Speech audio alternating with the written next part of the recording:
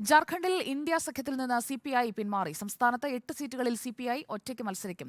ലോക്സഭാ തെരഞ്ഞെടുപ്പ് ഒരുക്കങ്ങൾ ചർച്ച ചെയ്യാൻ സിപിഐഎം പൊളിറ്റ് ബ്യൂറോ യോഗം ദില്ലിയിൽ ചേരുകയാണ്.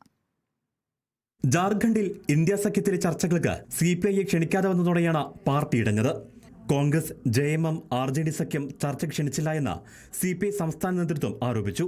14ൽ 8 സീറ്റുകളിൽ സിപിഐ ഒറ്റയ്ക്ക് മത്സരിക്കുമെന്ന് സംസ്ഥാന സെക്രട്ടറി മഹേന്ദ്ര പഥക് അറിയിച്ചു. മാർച്ച് 16-ന് ശേഷം സ്ഥാനാർത്ഥികളെ പ്രഖ്യാപിക്കും. ലോക്സഭാ തെരഞ്ഞെടുപ്പ് ഒരുക്കങ്ങൾ ചർച്ച ചെയ്യാൻ സിപിഐഎം പോളിറ്റ് ബ്യൂറോ ദില്ലിയിൽ പുരോഗമിക്കുകയാണ്.